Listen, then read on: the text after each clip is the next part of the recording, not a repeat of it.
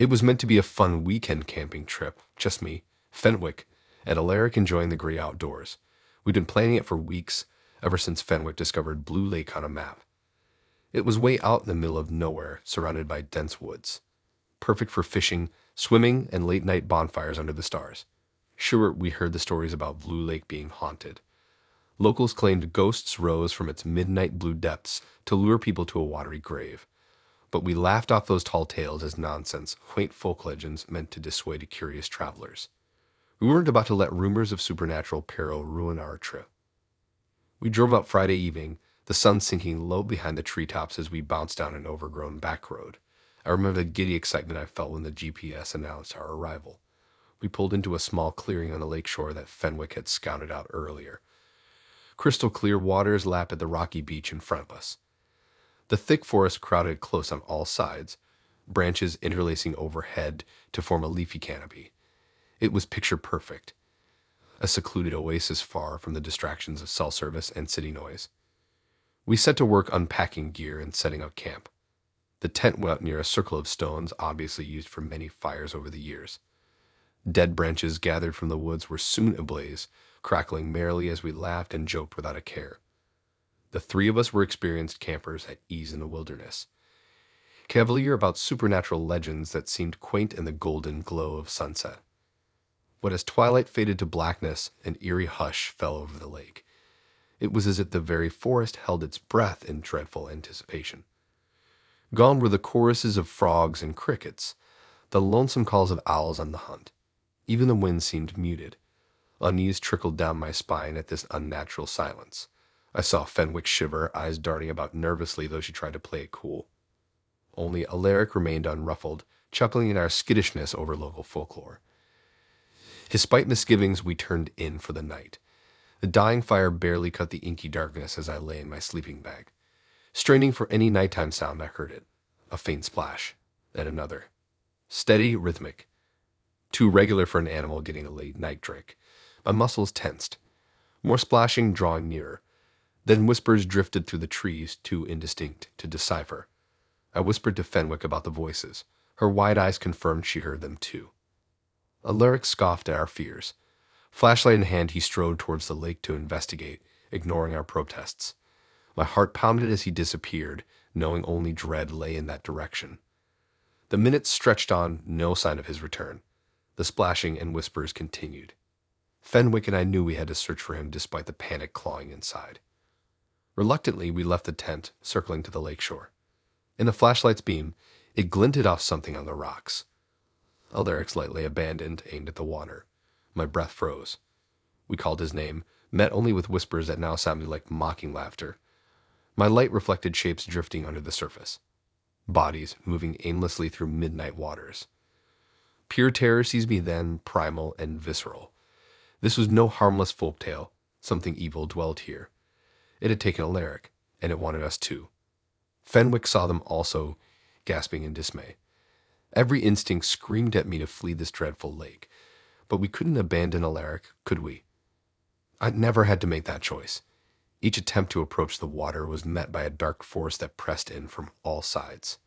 Ancient, hungry evil that threatened to crush us. No choice but to retreat from that cursed shore. The rest of the night was endless torment, huddled by the dying fire, wide awake and petrified. The haunting whispers and splashing never ceased, fangs dripping with malicious delight. When the faintest glow on the horizon promised sunrise, we fled like the hounds of hell nipped our heels. Part of me knew we should tell someone, but who would believe this madness? 2 days later, Alaric was declared missing. Fenwick and I know the truth, though. That thing in the lake took him, claimed his life force to fuel its evil.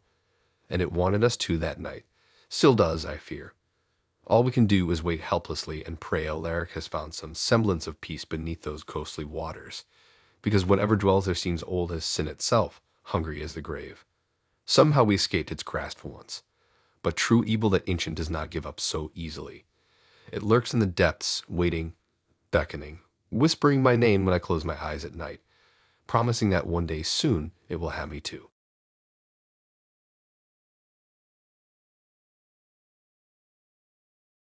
It was my friend Allie's idea to go camping in the remote Sawtooth Mountains. She'd stumbled across obscure reports of an old abandoned base camp near the summit that had been the site of a tragic accident. Ali was fascinated by the creepy history and thought exploring the ruins would be an awesome adventure. I was skeptical at first. Old cabins and junk didn't seem very exciting to me. But Ailey was so enthusiastic, she convinced me and our friend Corwin that it would be the perfect remote spot for a weekend trip. After a week of Allie's pleading and scheming, the three of us loaded up my SUV and headed into the mountains on a sunny summer day. The drive was long and bumpy as we left the highway and wound upwards on narrow, unpaved roads. The lush green pine forests gradually thinned out and gave way to bare rocky cliffs and jagged peaks. We passed several remote trailheads with dire warning signs about the extreme avalanche danger in this area, even in summer. We chuckled uneasily, thinking that could never happen to us on such a perfect sunny day. After hours of driving, we arrived at the overgrown trailhead described in Allie's internet research. Gathering our heavy packs, tents, and supplies, we headed uphill along the fated trail. The hike up was grueling, but we were determined to press on and reach the abandoned base camp ruins. We passed alpine meadows dotted with swaying wildflowers, fed by streams of snowmelt water. As we climbed higher, the refreshing breeze turned into a sharp cutting wind. The vegetation became sparser, and we entered a barren rocky landscape with just scattered scraggly bushes. After about 6 exhausting hours, we reached a relatively flat clearing surrounded by sheer rock walls and scattered boulders, the perfect sheltered spot to camp. We did not realize at the time, but this rocky basin was the exact site of the doomed base camp accident so many years before. Once our tents were pitched, we cooked dinner on the camp stoves as the evening sun dipped behind the mountains. Too tired to do anything else, we headed to our tents as darkness enveloped the camp. The next morning dawned bright and clear. After a cold breakfast, we set off to explore the surrounding area. As I was poking around some boulders, I came across a small cave opening half hidden by stones. I ducked inside and swept my flashlight beam over walls covered in ice.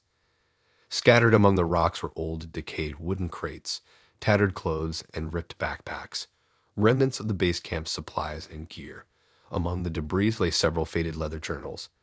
I picked one up and read some disturbing diary entries describing a sudden blizzard trapping the climbers here for weeks, their dwindling food supplies, and ever more desperate attempts to dig themselves out of the buried camp. The final entry described their last flickering hopes, fading as the blizzard raged on. A cold shiver ran down my spine, and I hurried out of that gloomy cave into the sunshine. When I told Ailey and Corwin what I found, Ailey just shrugged it off as an interesting bit of history. But Corwin seemed genuinely uneasy as we discussed the doomed climber's final days in this very spot. However, the sunny skies and mild weather reassured us. We spent the rest of the day relaxing and exploring the area. After cooking dinner, we settled into our sleeping bags as the stars emerged in the velvety night sky. I awoke a few hours later to the howling of wind and Corwin shouting to get up. I unzipped the tent flap and was shocked to see snow falling hard, already 6 inches deep on the ground. This sudden blizzard made no sense in midsummer, but we had to act fast. We scrambled to shove our scattered gear into our packs and get ready to hike back down the mountain to the car. As I stepped outside the tent into the whirling snowstorm, a flash of movement caught my eye. I stared into the darkness but saw nothing besides swirling snowflakes.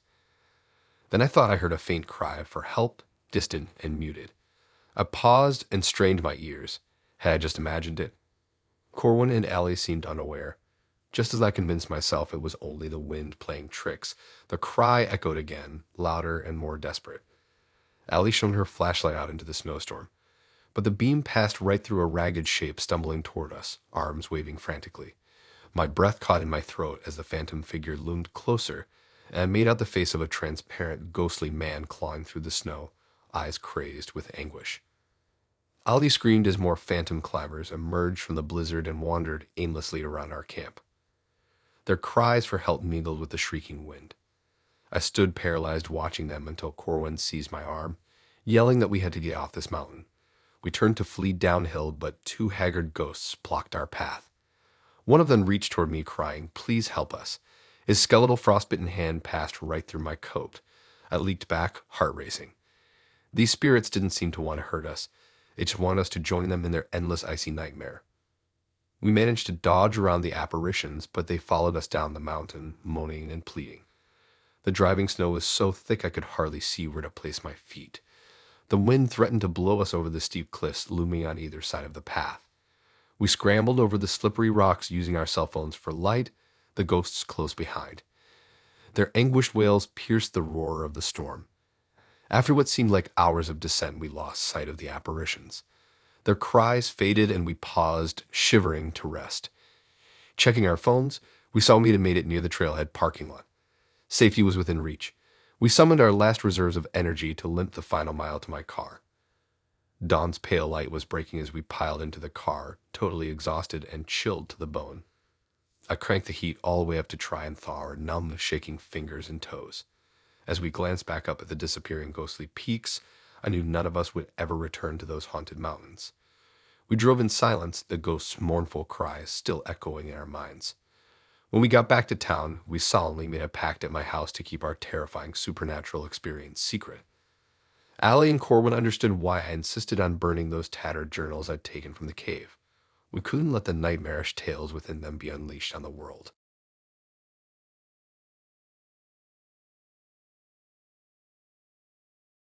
My boyfriend Jacob and I decided to go on a backpacking trip in Yosemite National Park. We wanted to get away from the crowds and find a secluded spot to set up camp for a few days. After getting our wilderness permit and map, we drove into the park and found a remote trail that went deep into the backcountry, far away from the popular routes most hikers took. The trail started out well marked but soon turned into an unmaintained path that wound through dense forest.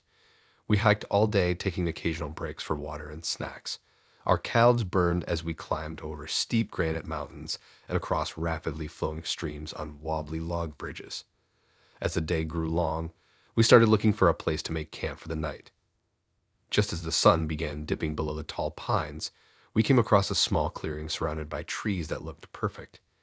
It was nestled between two foothills, with a freshwater creek running along one side. The setting sun cast a golden glow across the open space as we eagerly dropped our heavy packs. This far into the wilderness, we felt like we had found a secret corner of the park all to ourselves. After pitching our tent and gathering firewood, I noticed strange little totems made of sticks and bones hanging from the branches of some of the trees around our site. It sent a slight chill through me, but Jacob brushed it off, guessing some hikers or animals must have made them. We cooked dinner over the crackling fire, laughing as we recounted our long trek here. As the forest grew dark and quiet, we snuggled into our tent, exhausted from the day's hike. I was suddenly awakened by odd whispers and rustling sounds right outside the tent. My heart pounded as Jacob quickly turned on our flashlight to inspect the area, but the beam revealed nothing unusual in the inky blackness. Neither of us slept much the rest of the night, keeping our ears strained for any other noises. Morning sunlight finally started peeking through the trees, and we crawled out of the tent, anxious to pack up and put the strange night behind us. But we were shocked to see our campsite now looked completely different in the light of day. The handmade totems had been moved much closer to our tent, forming a tight circle around where we had slept. They were adorned with feathers and bones that had not been there the night before. Jacob and I were really unnerved, now certain someone had come into our camp and moved them while we were asleep. We hastily packed up and continued deeper into the woods, searching for a better spot to set up our next camp. As dusk fell on the second day, we picked another isolated clearing to spend the night. Just as we were eating a cold dinner, I noticed shapes lurking right at the edge of the forest surrounding us. I pointed them out to Jacob, humanoid figures camouflaged by the trees, unmoving and utterly silent as they watched us intently. We shouted nervously at them, asking who was there, but the figures did not respond or come any closer. Still, their presence filled us with dread. Jacob finally crawled into the tent to try and sleep while I kept an uneasy watch outside. When I woke Jacob a while later to switch places, the silent figures remained in the same position, blurred among the dark trees. Now they were on all sides of our tent, just staring relentlessly as we huddled together, unable to sleep. At the first light of dawn, we hastily packed up and continued hiking, hoping to leave the frightening watchers behind. But after many grueling hours, we emerged from the woods onto a hillside that was disturbingly familiar. Overcome with despair, we realized it was the exact same clearing we had fled that morning. We were exhausted and paranoid, sensing a sinister energy keeping us trapped in this section of forest. Each time we stopped to rest, the ghostly figures would appear at the edges of the clearing, camouflaged and unmoving as they tracked our every step. We tried different paths and directions, but the woods seemed to fold in on themselves, always leading us back to those same ominous clearings. On the third day, we pushed ourselves to keep going, ignoring our hunger and fatigue. The figures from the woods appeared closer behind us than ever before. As the sun sank low, casting long shadows between the trees, we finally stumbled upon a trail marker, one of the first we had seen since that initial day. Overwhelmed with relief, we turned onto the trail, walking as swiftly as our weary bodies could manage. The silent watchers did not follow us out of the woods, but I still have nightmares about those ghostly figures surrounding our tent under the dark forest canopy, keeping us trapped in an endless, terrifying loop. Safe to say we are never going camping in that area again. Hell no.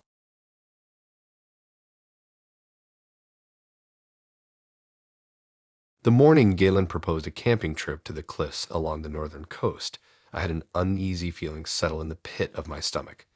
Having grown up only a few miles inland, I was familiar with the area's capricious weather patterns. Thick fog banks could sweep in suddenly across the rugged headlands, blotting out everything in a disorienting, blanketing gloom. Galen eagerly described the breathtaking ocean vistas and soaring seaside precipices, though his adventurous spirit thrilled at the idea of camping on the edge of the sheer cliffs. Thelia's artistic eye lit up as she imagined painting the swirling interaction of sea, rock, and mist on her canvases. Her enthusiasm tipped the scales for me despite my misgivings, and we soon busied ourselves gathering equipment and supplies for a long weekend camping trip. The morning we left, gossamer wisps of fog curled through the hills ringing the town, leaving the landscape softened and indistinct. As Galen navigated the winding coastal road north, the haze gradually thickened until it shrouded the land on all sides. I shivered though the cab was warm, feeling a creeping unease at the featureless void beyond the SUV's windows. Galen kept his eyes glued to the road while Thelia chattered brightly, apparently unfazed by the building fog. By the time we arrived at the seaside campsite, the mist was impenetrable, deadening sound and obscuring anything more than a few feet away. We may as well have been suspended in a limbo void for all that we could see. But Galen and Thalia cheerily unpacked the gear, seemingly unfazed by the unsettling gloom enfolding us. I stood sentry, peering into the pale oblivion for some landmark, waiting in vain for the fog to thin and reveal our surroundings. With growing trepidation, I reluctantly helped set up camp, the vapor seeming to thicken with every passing minute. We ate a subdued dinner by the campfire, the meager flames barely piercing the fog, smothering Paul. The fire's crackling and popping only accentuated the heavy silence hanging over everything else. I strained to hear any sound beyond our small sphere, a bird calling, the ocean's faint roar, but nothing penetrated the deadening shroud of gray. The hair on the back of my neck prickled as I felt an uncanny sense of being watched from just beyond sight. Thalia and Galen seemed oblivious to the oppressiveness, however, and we soon retired to our tents as night rapidly fell. I tossed and turned all night, sleep eluding me as I listened in vain for any sign of life outside the nylon walls of my tent. The coastal fog had rolled in shortly after sunset, quickly swallowing up the moon and stars and shrouding our clifftop campsite in an impenetrable haze. The world beyond my tent seemed to disappear, the mist blotting out the once commanding view of the rocky shoreline below. Sometime around midnight, I first detected the whispers drifting through the darkness. At first, they were barely audible, just a soft murmuring on the edge of perception. I strained to catch their indistinct words that rose and fell in the shifting breeze. Gradually, they became clearer, uttering my name again and again in summons. The voices seemed to echo out of the void surrounding the tent on all sides. They beckoned insistently, trying to draw me inexorably out into the formless fog that hemmed in my shelter. I lay rigid in my sleeping bag, resisting their hypnotic pull as my heart began to thunder in my ears. More whispers arose, weaving through the night to envelop our camp. Their source seemed to shift with the winding tendrils of fog, making it impossible to pinpoint their origin. But the message was clear. They were calling to us, wanting us to come out into the concealing mist. Rustling then came from Thelia's tent next to mine, and I saw her emerge like an apparition. She moved silently across the camp as if in a somnambulant trance, responding to the phantom callers only she could hear. Her eyes were open but unseeing as she did not react as I shouted her name. She glided steadily toward the cliff's brink while I struggled to unzip my tent, the nylon catching maddeningly on its frozen zipper. My panicked shouts barely traveled as she neared the precipice. I finally tore free of the tent and pursued her diminishing form until she stood at the cliff's edge, her toes extending out over the abyss. One more step, and she would plummet into the churning ocean far below. Seizing her shoulders, I hauled her back violently from the edge, just as the rock disappeared underfoot. My cries finally seemed to jolt her awake. She stared at me in bewilderment, unable to recall how she came to be teetering at the precipice's lip. Together we hurried back to the campsite and huddled near Gallon, still unknowingly asleep in his tent as the whispers swirled around us. Exhausted but alert, Thalia and I sat with our backs pressed together, determined not to let the voices lure us into the fog again. But the whispers only grew louder as the night crept on, their pull becoming almost irresistible. The fog continued to thicken, eddying between the tents until we could barely see each other. It seemed the mist was slowly tightening its chokehold on our camp, and whatever sinister presence dwelled within was drawing nearer. We had to resist to fight the urge to seek out the source of the voices in the abyssal fog, but their summons only became more insistent as the night pressed on.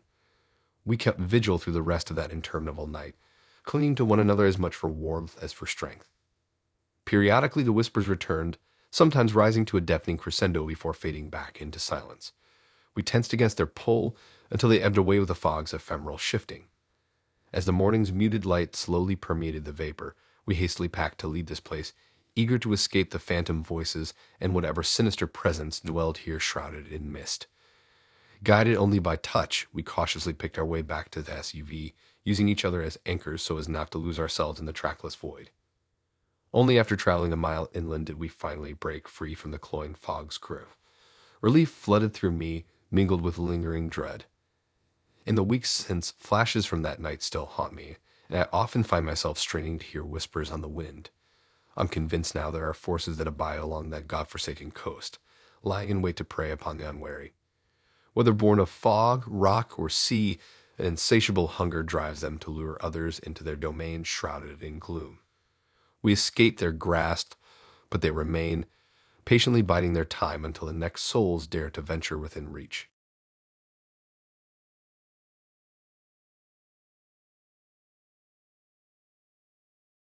My best friend Tamsin and I have been camping together since we were kids. Now in our 20s, we try to go on an epic trip every summer to get away from our normal lives for a while and enjoy nature's splendor. This past summer, we decided to really challenge ourselves. We heard vague rumors online about an uncharted forest way up north of where we live that was supposedly almost completely unexplored. People called it the Lost Woods and said hardly anyone who had ventured in had dared to go very deep because of the remote terrain. The mystery and intrigue of discovering a place lost to time drew us in, so we planned our most ambitious backpacking trip yet. We studied topographic maps for hours to chart a route through the heart of the forest, printed satellite images to track our progress, and read forums with tips from the few bold backpackers who had skirted the outskirts. When the day came, we loaded up my sedan with all the extra gear and food we could pack just in case. The drive took over 8 hours, but the rising excitement made the time fly. The last hour was on winding dirt logging roads before we eventually reached the small, overgrown trailhead. We parked and stepped out, scouting the dense tree line. I met Tamsin's eyes, and we smiled nervously, sensing the looming thrill that comes with exploring the unknown. We hoisted our heavy packs and stepped into the woods. The first 2 days were magical. Towering oak, maple, birch, and pine trees created a majestic canopy overhead as we hiked over rolling hills and pushed through lush ferns. We spotted elk, white-tailed deer, rabbits, and even a black bear cub romping playfully in a meadow. Tamsin and I took pictures rejoicing in the pristine beauty and feeling like explorers of old. Each night we made camp by a stream, building a cozy fire, cooking trail dinners, and stargazing under dazzling skies. On the third day, the terrain grew steeper and trail navigation tricky. We relied on compass bearings to stay on course as the increasingly thick brush impeded each footstep. We took machets to the vegetation as best we could. Around midday, we stumbled upon a small, decrepit cabin nestled in a glen. Tamsin and I exchanged wary glances before approaching. Inside, dust coated everything and rickety wooden furniture sat draped in cobwebs and rot. It looked like no one had lived there for many decades. Just as we turned to leave, fading newspaper clippings pinned to the wall caught my eye. They recounted the tale of a 19th century fur trapper who went missing in these woods over 100 years ago. Some speculated foul play, while others blamed madness from solitude in the wilderness. A chill ran down my spine, and I hurried us away. As we hiked on, the easy joy and marvel of our first days eluded us. An ominous pall fell over the deeper woods. We spoke only in hushed tones and constantly scanned for signs of danger during short miles we could manage in the thickening jungle. With the sun lowered, we made camp by a murky pond and built a fire more for light than warmth on this summer night. The familiar crackling and dancing flames eased our mood a bit, but as darkness fully enveloped our camp, I thought I saw a tall, shadowy figure standing across the pond watching us. I froze, but when I looked back it was gone. Probably just a deer, I told myself. We turned in early, but restlessness plagued me all night. The next morning we packed quickly and continued on, hoping to reach the halfway point soon. We were still 2 days from the trailhead, but pushed on with renewed vigor. Around midday, Tamsin stopped short on the path and grabbed my shoulder with alarm. She was staring left, and I followed her gaze. 100 feet away stood an intimidating, wild-looking man holding an axe. His ragged clothes and overgrown beard made it clear he lived alone in the wilderness. He stood there staring right at us, but made no move to approach or flee. My heart pounded as we held eye contact. His gaze contained a malicious yet intelligent glint that chilled my soul. I took Tamsin's hand and hurried us away from the stranger as a sense of dread washed over me. That image of the tall, sinister man with the axe lingered in my mind over the next few hours as we hiked in silence. Every snap of a branch made me flinch. As evening neared, I thought I spotted him again in the distance, same cold watchfulness in his eyes. Now he seemed to be following us. I said nothing to Tamsin to avoid alarming her further. We made camp under the stars again that night, no fire to avoid attracting attention. Sleep evaded us both as we awaited daylight. In the morning we packed hurriedly and continued on, hoping to cover more ground. But the terrain only got denser and slowed us down. We tried to stay quiet, but the snapping twigs and rustling brush sounded deafeningly loud in the stillness. Around midday, Tamsin gasped and pointed to our right. About 50 feet away stood the wild-eyed woodsman, axe resting casually on his shoulder as he tracked us with his gaze. I flashed my headlamp at him, but he didn't flinch, just kept staring. A minute later he was gone, blended back into the brush. That night we huddled whispering in our tent, too afraid to sleep. Sometime deep in the night we heard footsteps circling our campsite, snapping twigs, and then fading again. We clung to each other until sunrise finally came. Over the last day and a half hiking to the trailhead, the ominous man stayed on the periphery, sometimes near, sometimes far, but always lurking. I saw remnants of old traps and animal carcasses strung up, signs we were passing through his domain. His silent menace followed us constantly. Finally, just before sunset on the fourth day, we stumbled back to the trailhead, half delirious with exhaustion. I've never felt relief like seeing my car waiting there. We scrambled in and sped away, continually checking the mirrors. I'll never forget the terror of being stalked through that timeless wilderness by the mysterious Axeman. His crazed but intelligent eyes still haunt me. Tamsin and I have not returned to those woods, though the memory lingers of being prey in a predator's kingdom. I know some secrets are better left unexplored. The darkness of the wild unknown still awaits those daring enough to enter.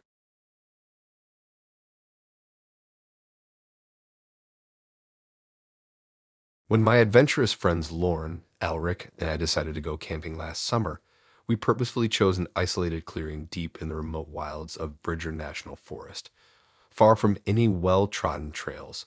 We were cocky college kids eager to prove the ominous local legends wrong. According to the whispered campfire tales, years before a group of campers had mysteriously vanished in those very woods, their campsite forever cursed by some dark force. But we brushed off the stories as exaggerated tall tales meant to scare people away. We never could have imagined how right we were to be wary. We set up our tents and supplies at the secluded clearing as the afternoon sun dipped below the towering pines, casting lengthening shadows across the forest floor. Everything seemed peaceful and serene initially, but as soon as night fell, the first unsettling sounds drifted through the pitch-black woods. Distant laughter echoing between the trees, voices whooping raucously as if a large group was moving about out there just beyond our sight.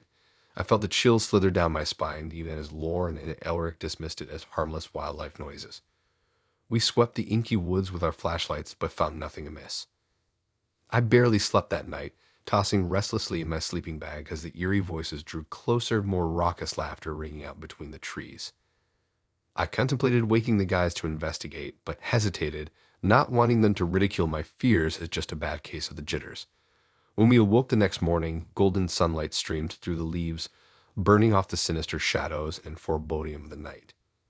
After breakfast, I decided to take a solo hike, following a winding deer trail that diverged from our camp, twisting through dense thickets and marshes. The narrow path ended at an overgrown clearing, a decaying campsite strewn with decrepit old gear and litter. My heart froze as I realized this must have been that ill-fated camp from the chilling ghost stories. I sprinted back to rouse Lorne and Elric so they could see the abandoned camp for themselves before some forest creature scavenged it. At the crumbling site, we poked through the eerie ruins.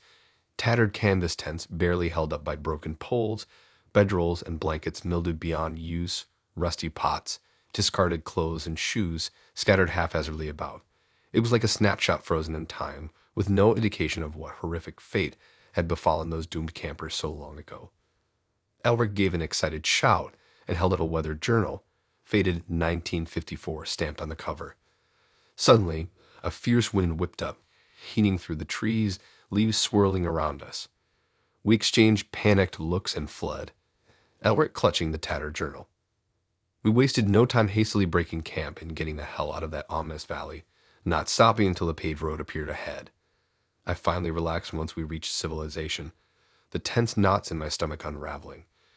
Back at school, Lorne and Elric made light of the eerie incident, laughing it off as a thrilling adventure. Their casual dismissal frustrated me. Didn't they understand the disturbing implications of what we'd stumbled upon? Weeks later, curiosity overtook me and I confronted Elric about examining that old journal more closely. He reluctantly produced a crumbling book he kept as a souvenir. Most of the brittle pages were too damaged by time and elements to read, but I could make out some chilling phrases here and there. The doomed campers wrote about hearing inexplicable noises outside their tents deep in the night. Then one journal entry mentioned some sinister presence stalking the woods and a pervasive sense of being watched. After that single ominous entry, the journal stopped abruptly, the remaining pages blank. My blood turned to ice as I connected the dots. This confirmed those unfortunate campers had clearly met a dark, sinister end out there. I became obsessed with researching the area's history to try understanding what malevolent force could have caused their disappearance. I scoured old newspaper archives until I found a 50-year-old article about the extensive search efforts that found no traces of the missing campers, as if they'd simply vanished into thin air. I plunged deeper down the rabbit hole, contacting a local paranormal investigator who shared eerie accounts he collected over the years of hikers encountering unexplained phenomena in those woods. Some reported electronic equipment mysteriously failing for no reason. Others heard disembodied cries for help echoing through the trees or saw flickering lights zigzagging between the trunks. A few even claimed to have encountered ghostly humanoid figures that disappeared when approached. The more I learned, the more disturbed I became by the implication that something utterly evil and unnatural lurked within that forest, some malevolent entity that had snatched those innocent campers decades before, and we clearly stirred something up when we stumbled upon that cursed campsite. I feared we were now in the crosshairs of this sinister presence, having awakened its hunger anew. While Lorne and Elric still scoffed at what they dismissed as my paranoid fantasies, I adamantly refused to ever set foot in those woods again. I come to believe the missing campers' anguished spirits remained trapped there, unable to move on, and that the same vile entity that took them now craved new victims. Sometimes at night I still hear those far-off voices calling faintly through the trees, beckoning me back to their purgatory. I simply pull the covers over my head and pray that dawn will banish the darkness once more. We unleashed an unspeakable evil in that valley, and I fear one day it will come to collect from us. But until then, I'll keep my distance and warn everyone I can away from that accursed place. Some doors are better left unopened, some stones better left unturned. The dead don't always rest easy.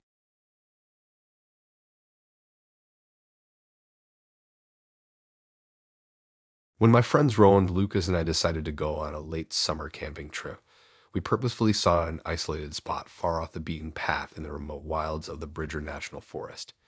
We were cocky college kids, too bold and adventurous for our own good, eager to prove the ominous local legends wrong.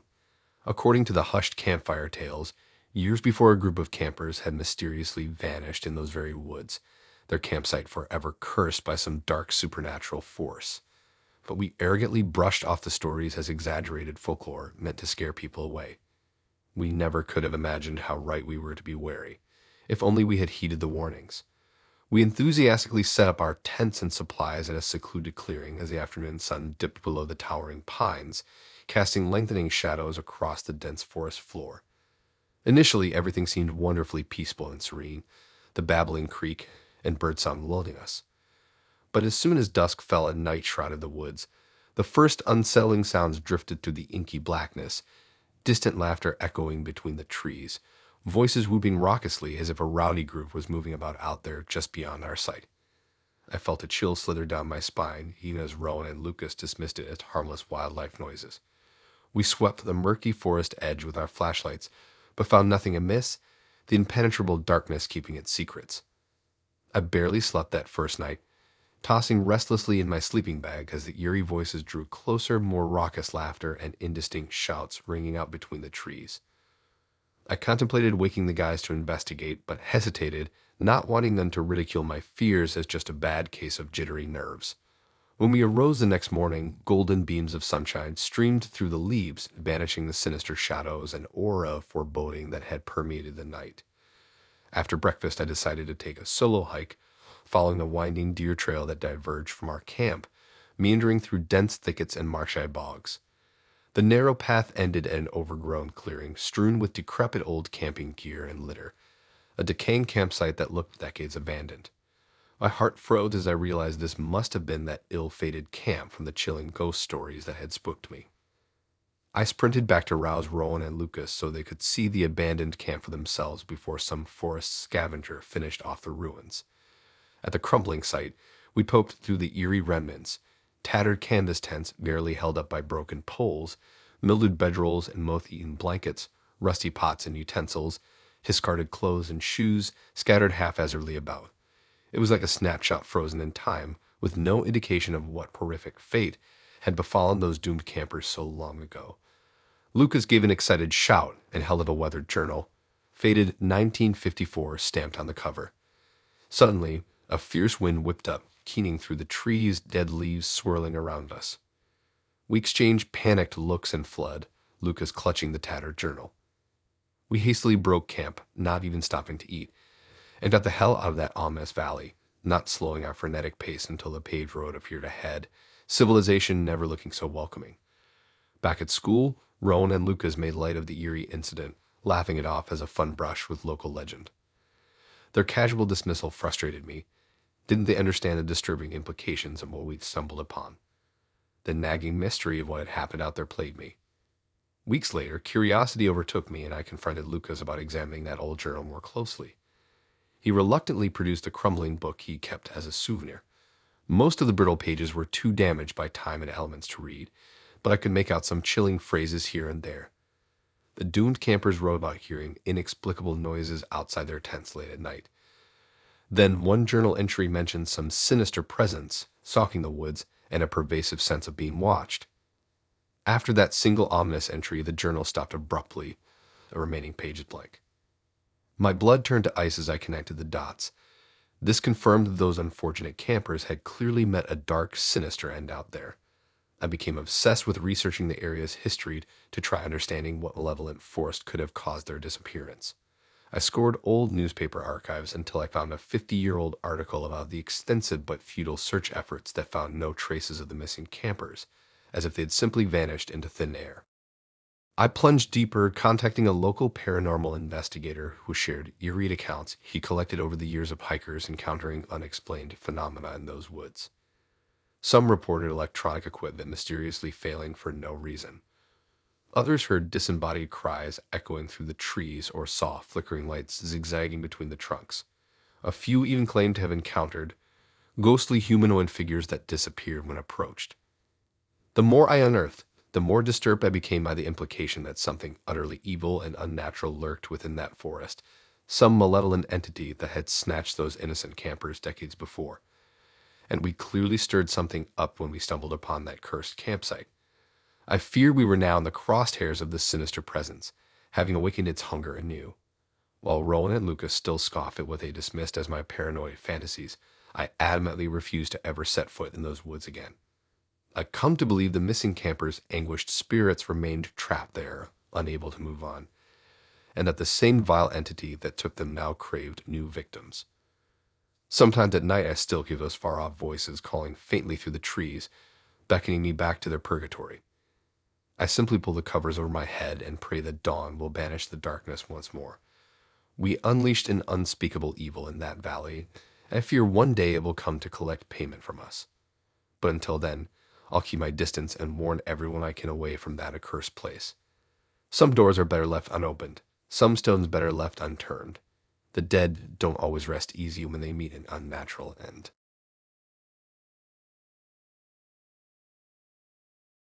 It was supposed to be a fun weekend camping trip deep in the forest with my buddy Fraser. We hiked for hours through the lush green woods, our backpacks loaded down with gear and supplies for a couple days of exploring nature. I remember breathing in the fresh piney scent as we trekked further into the wilderness, listening to birds chirping overhead and the soothing sound of a bubbling creek in the distance.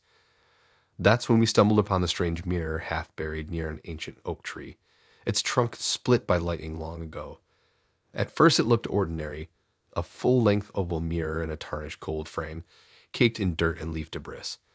The kind of discarded antique you might find leaning against the back wall of a cluttered thrift shop. But something compelled me to dig it out of the damp earth and brush the dirt away. Some undefinable allure drew me to it. Fraser shrugged, dismissing it as worthless junk, but I was transfixed by the mirror, peering at our murky reflections in the cracked glass. Beneath spiderweb cracks spreading across its surface, the reflective backing was still surprisingly intact.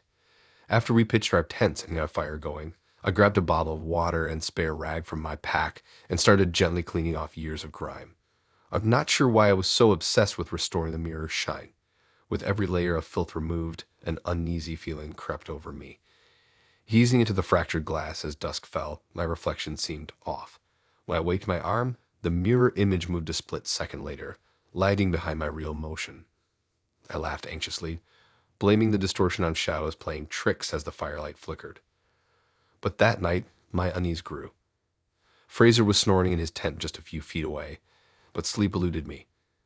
I couldn't tear my eyes from the mirror propped against a tree, the crackling fire reflecting eerily off its now spotless cracked surface. When I smiled nervously at my reflection, it glared back menacingly. When I stood perfectly still, the image swayed and shuffled like it had a mind of its own. Goosebumps prickled my arms and a chill went down my spine.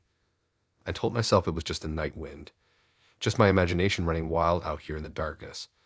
But deep down I knew this was no ordinary mirror. Something sinister was afoot. I retreated to my tent, zipped myself inside, and struggled to forget the mirror and its bizarre reflections. Sometime past midnight, Fraser's panicked shouts snapped me awake. Heart thudding, I fumbled out of my tent and saw him standing near the dying fire pointing at the mirror, eyes wide with terror. But when I cautiously approached, the only images reflected back were Fraser and I staring at each other, confused and unnerved. Neither of us dared sleep again that night. At first light, Fraser adamantly declared we should pack up camp and get as far away from this cursed mirror as possible. I readily agreed, equally eager to put distance between us and the unsettling object. But as we hastily broke camp, I caught my gaze unwillingly straying back to it again and again. I think some part of me hoped to see another phantom image materialize in its depths, some clue to the sinister enchantment it seemed to possess. Before leaving, we decided to stash it deep in the forest underbrush, very far from any trail where it could trouble no one again. But I couldn't resist one last glance before turning my back on it forever. Peering into the fractured glass, a ghastly face flashed across its surface, all black, soulless eyes and sharp, gnashing teeth. I cried out and jumped back, but Fraser saw only my terrified expression reflected back. The entity had vanished as quickly as it appeared. That night at home, I could think of nothing but the mirror hidden out there in the wilderness. I knew we never should have dug it up, never should have disturbed whatever darkness was trapped within the glass. By unleashing it, we invited something wicked into our world, and now somehow it had marked us.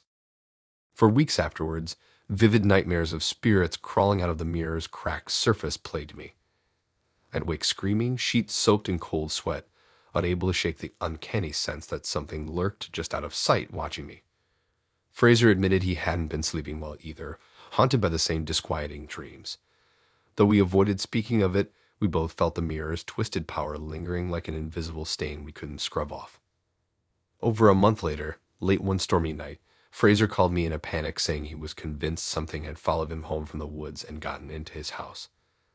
I rushed over to find the front door mysteriously hanging open, but nothing inside disturbed, no forced entry, no footprints in the hall, and nothing missing. But leaning against his hallway mirror was a photo of us together on the ill-fated camping trip, with a disturbing message scrawled on the back in what looked like dark red blood. "You will never be rid of us." Somehow the evil entity we glimpsed in the mirror had crossed over into reality. Fraser begged me to smash every mirror in his home, but I knew it was useless. Whatever sinister presence we inadvertently unleashed could not be so easily thwarted. It had our scents now and knew our faces. The waiting and dread were the worst part, knowing it was out there somewhere, hungry for more souls to ensnare within its glassy prison. Perhaps the creature merely toyed with us, feeding on our terror, or perhaps it was biding its time, plotting our fates inside that strange antique mirror hidden deep in the forest. But our destinies were bound to it now, our futures grimly reflected in its fractured depths. We would never truly escape the bleak gaze of its sightless black eyes. Thanks for listening in. If you like these stories and want to hear more, then please subscribe and like and support this new channel. We have more stories for you to listen to.